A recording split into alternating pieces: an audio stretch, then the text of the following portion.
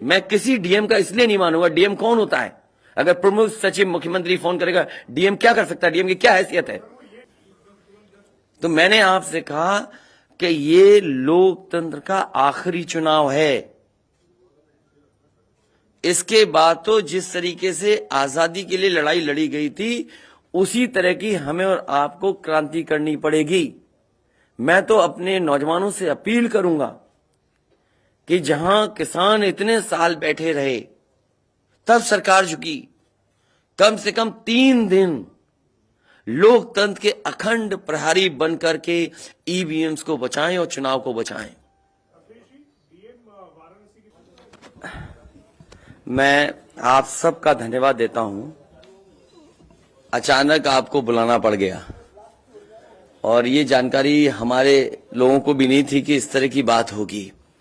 हालांकि ये सूचना मिल रही थी कि लखनऊ से जो मुख्यमंत्री, उनके सबसे बड़े अधिकारी हैं और प्रमुख सचिव का जगह जगह फोन जा रहा है कि जहां भारतीय जनता पार्टी हारे वहां पर काउंटिंग स्लो करिए। मुख्यमंत्री के प्रमुख सचिव डीएम्स को फोन कर रहे हैं कि जहां बीजेपी हारे वहां पर काउंटिंग स्लो होनी चाहिए। और यही नहीं, अगर हम पिछला चुनाव देखें तो जो भारतीय जनता पार्टी की हार हुई है, 47 सीटें ऐसी हैं जो 5000 के अंदर कम वोट में हुई हैं।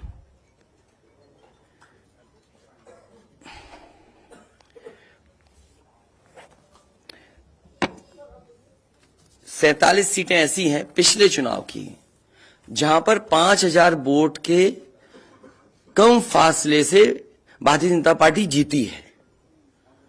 और जो आज देखने को मिला है बनारस में कि जहां ईवीएम्स ले जाई जा रही थी, एक ट्रक पकड़ा गया, 2 ट्रक लेकर के भाग गए। अगर सरकार चोरी नहीं कर रही थी, ये वोट की चोरी जो नहीं कर रही थी, तो कम से कम बताए कि एक गाड़ी रोक ली, पकड़ी गई, लाइव है, अभी भी हम लाइव देख सकते हैं। 2 गाड़ियां क्यों भागी? अगर कोई चोरी नहीं थी, प्रशासन ने, सिक्योरिटी ने इतना इंतजाम क्यों नहीं किया? इतनी फोर्स है, अभी इलेक्शन की फोर्स गई नहीं है यूपी से, तो आखिरकार अधिकारी क्यों नहीं कर रहे थे? क्या वजह है कि बिना सिक्योरिटी, बिना इतने इंतजाम के ईवीएम्स जा रही हैं?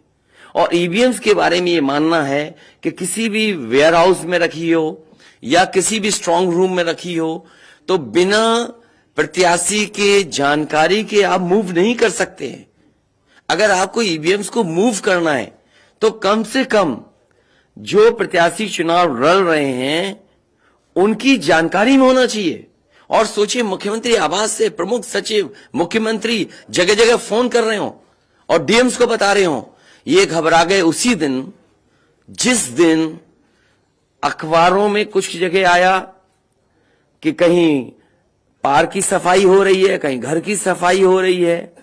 और आप में से वो लोग हैं जो जमीन पर घूमे, जो जमीन पर चुनाव चल रहा है, वो भारतीय जनता पार्टी के खिलाफ था। जनता के अंदर नाराजगी थी। ये जो कल एग्जिट पोल आए हैं, मैं एग्जिट पोल पर बोलना नहीं चाहता था, लेकिन जो एग्जिट पोल आए हैं वो कहीं ना कहीं परसेप्शन ये क्रिएट करना चाहते हैं कि हां, भारतीय जनता पार्टी जीत रही है, जिससे वो चोरी भी करें अगर, वो भी ना पता लगे कि हां चोरी हुई है। इसीलिए अगर हमने वोट दिया है, तो मैं अपने नौजवानों से, किसानों से और आम लोगों को कहूंगा कि उतनी हमारी जिम्मेदारी बनती है कि वोट को हम बचाएं। अगर वोट नहीं गिना जाएगा तो लोकतंत्र कहां जाएगा? और ये लोकतंत्र की आखिरी लड़ाई है। मैंने कई बार कहा कि उत्तर प्रदेश का चुनाव लोकतंत्र की आखिरी लड़ाई है। इसके बाद तो जनता को क्रांति करनी पड़ेगी, तभी बदलाव आएगा।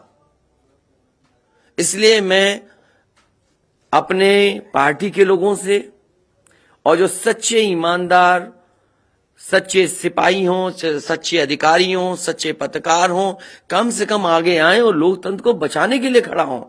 और मैं अपनी पार्टी के लोगों से कहूंगा कि जब तक काउंटिंग न हो जाए, तब तक कम से कम ये नजर रखें और लगातार निगरानी रखें कि कैसे वोट बचाया जा सकता है, कैसे जहां पर मशीनें रखी हैं कोई किसी का आना जाना ना हो। ये लोकतंत्र के लिए बहुत ही खतरे का समय है। जो दल हार गया, अब उसके बस में यही है जो अब करने जा रहे हैं। ये जितने कुछ एग्जिट पोल हुए हैं वो इसीलिए हुए हैं कि अगर वो चोरी भी करें तो शायद नजर ना आए। अब ईवीएम्स पकड़ी गई हैं, बहाना कोई ना कोई अधिकारी बताएंगे कि हम ईवीएम्स इसलिए ले जा रहे थे। आखिरकार फोर्स के साथ क्यों नहीं ईवीएम्स जा रही थी? ये तो ईवीएम की एक बनारस की जो अभी भी लाइव चल रहा है वो घटना है। बरेली में एक स्ट्रांग रूम से बाहर नगर पालिका की कचड़े की गाड़ी में, जिसका नंबर UP25 DT 9166 में 3 बक्से सील पकड़े गए, जो सील बक्से थे। एक बक्से में सादा बैलेट पेपर था तथा 2 बक्से में मोहरें, रजिस्टर तथा सील करने वाला सामान था। करीबन 500 बैलेट पेपर पकड़े गए। इसी तरह सोनभद्र का है कि सोनभद्र में भी बड़े पैमाने पे चीजें पकड़ी गई। वो भी लोग समझ में आ गया तो उन्होंने देखा, SDM को रोका। SDM घोरावल जनपद सोनभद्र में खाली मत पर अपनी गाड़ी से पॉलिटेक्निक कॉलेज ले जाते हुए पकड़े गए। क्या सफाई देगी सरकार? इसीलिए मैंने कहा प्रमुख सचिव मुख्यमंत्री आप जानकारी कर लें। अगर आपके डीएम्स कोई जानकार हैं, उन्होंने खुद बताया है कि वहां से लखनऊ से फोन आ रहे हैं कि जहां पर भारतीय जनता पार्टी हार रही हो वहां पर काउंटिंग स्लो हो और रात तक काउंटिंग लेकर के जाइए। तो मैंने आपसे कहा कि ये लोकतंत्र का आखिरी चुनाव है।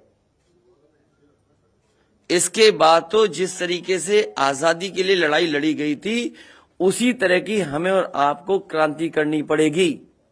मैं तो अपने नौजवानों से अपील करूंगा कि जहां किसान इतने साल बैठे रहे तब सरकार झुकी, कम से कम 3 दिन लोकतंत्र के अखंड प्रहरी बनकर के ईवीएम्स को बचाएं और चुनाव को बचाएं।